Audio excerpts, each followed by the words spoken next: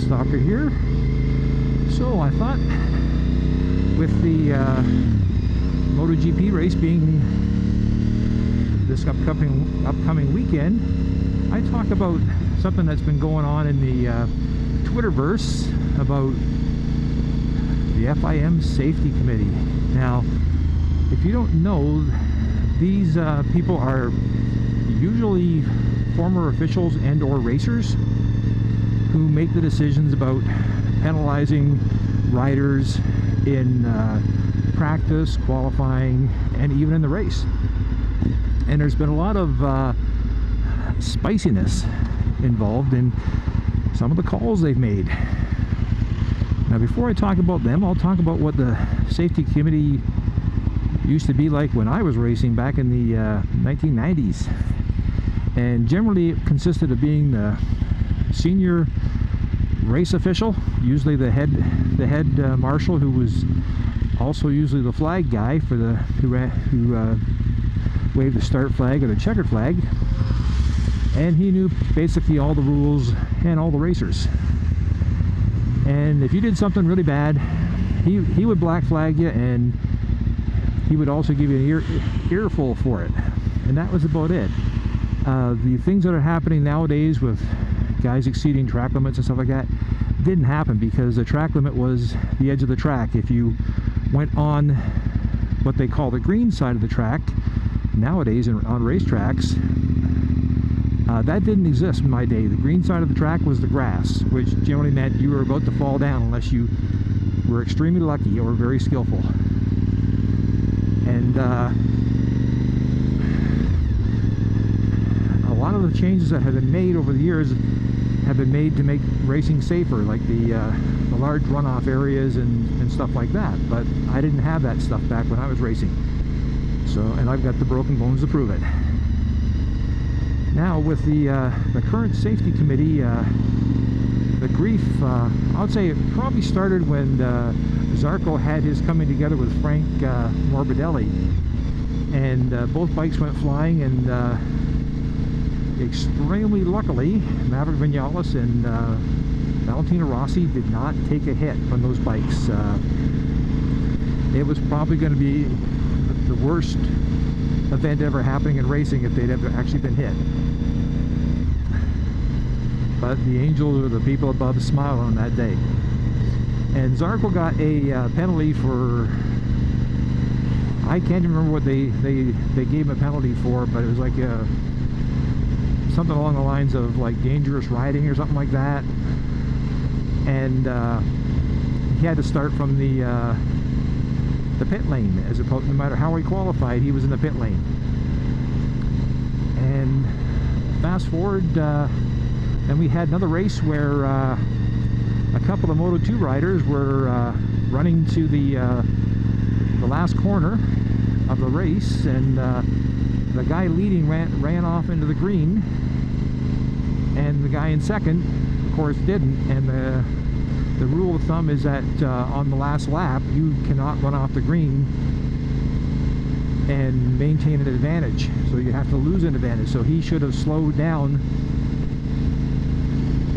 but he didn't. He just kept the throttle pegged, and he won the race. But then the officials took the win away from him. And then the next race, the MotoGP race, where we had Jack Miller and Paul Espargaro battling like two madmen the last couple corners, and they both went wide in that last corner.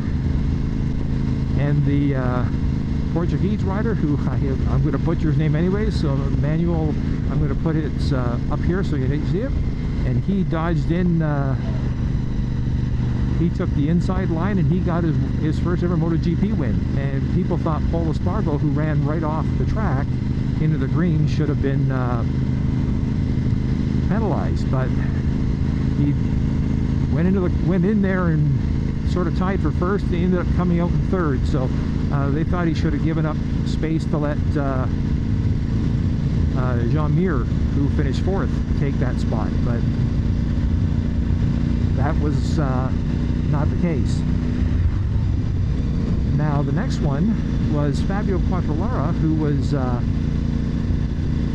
racing Paul Suavo, and apparently had been getting warnings for exceeding track limits. You are only allowed you're allowed 3 before they send you a warning, and then after that, once you get 5, you have to do what's called a long lap penalty. It's they've been trying different things over the years. In the old days, they would tell you to surrender a spot, so you'd have to slow down and let the rider behind you pass, but it did make a lot of sense, because sometimes the guy behind you might be 5 seconds behind you. You'd almost have to bring your bike to a stop to let that person catch up. So that's when they came up with the long lap penalty, which is a section of the track that basically it's a little corridor. You have to go and do this loop, and it's going to take X amount of time and cost you X amount of seconds. And Fabio didn't do that, and on the last lap, once he crossed the finish line, thinking he had 3rd place, he had found out he had gotten the penalty, and he actually finished 4th. So Fabio was very upset over that. I don't really have an opinion one way or the other of it. This is the way it is. But there was a lot of people saying that, well, he shouldn't have got the penalty, and Fabio was saying, well, he didn't receive the notifications. Well, I can't imagine their system not having a log showing that the particular unit received the message. You know, if it didn't receive the message, I'm pretty certain that they probably would have a procedure in place to rescind the penalty, but judging by the fact it wasn't, I would say he might not have seen it, because chances are he was looking down the track, which is what most racers do, because when you're going down the racetrack, you're looking, you know, ahead at the next corner or whatever, or the next chicane, or following the next rider. You're not looking at your dash to see what the water temperature is, or what the you know, revs are pulling, because it's when you're racing, you're basically doing it by sound and feel. The only time you probably really look at the dash is when something's wrong. It's one of the reasons why you see a lot of teams, they send whoops, this is the wrong corner. Next one. Come back out. Confusing. Haven't been this way in a while. And then they send the message like, change the mapping 3. You'll see a rider get it 6-7 times in a race, and a lot of times it's because they're not looking at the dash. They don't see that thing. It's almost like they should have like a little vibrating buzzer like you get on a PlayStation controller. So those are all the things people are complaining about, and some of them are, you know, experts because, you know, they watched it on TV. A few of them are riders having their own 2 cents in. Some are right, some are wrong. I myself, I'm not going to argue with what the officials make. They're generally doing it by the rules. Back in my day, a lot of times they were making it up as they go along, and I literally mean making it up. You'd have somebody give you a call this week, and 2 weeks later at the next race, he'd give you the exact same circumstances. He'd give a completely different rendering of the rules, and there wasn't much you can do about it but just grumble and complain. And it's no different than having the referee in hockey or umpire in baseball, where you have good ones and bad ones. You have some people that are really good at the job, and some people it's like you see them show up and you go, oh, why me? And it's like that in every sport. It takes a certain type of mentality and personality that can actually do this job, because no matter what you do, somebody hates you. Be it the winning racer, the losing racer, the fans, other officials, the teams. You're never going to be anybody's friends. You know, it's what racing's all about. When I retired from racing, I got into another sport. I'm not going to bother going into it, but I was actually very, very good at it. I was nationally ranked, which for a Canadian in a sport dominated by Americans, it was quite good. A lot of hard work, but I was very good at it, and I knew the rules inside and out, because it was one of the things you had to do when you were in the sport. You had to know exactly what the rules were, because sometimes you came across officials who didn't.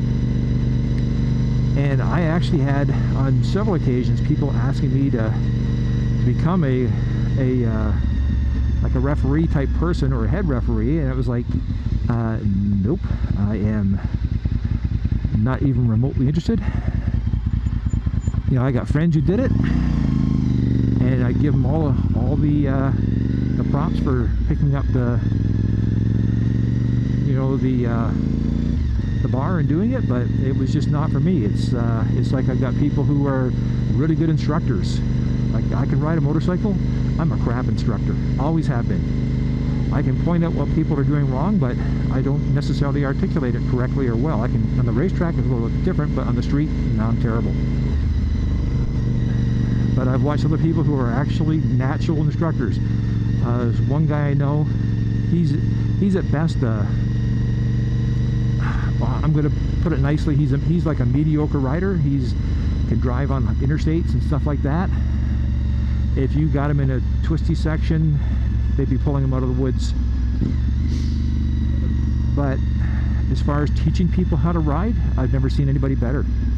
He's a natural. He has that gift, and anytime somebody wants to learn how to do something like that, I should talk to this guy. He's the best guy I know, and he's trained thousands. He's raising the arm with a water bottle. What the heck is that? But anyways, it's just the mentality. So, you know, if you want to criticize the safety committee for their calls, you know, criticize them, but do it articulately. Don't make it personal, and don't, you know, the you suck thing that you hear baseball tournaments and stuff like that is not an argument, or it's just stupid. So criticize them if you want to, but unless you really want to pick it up and, you know, try doing that job, I'm not going to criticize them, and I think most people shouldn't either. So put your 2 cents in there. I'd be curious to hear what people have to say, and enjoy the MotoGP race coming up this weekend. DeathsStalker signing off.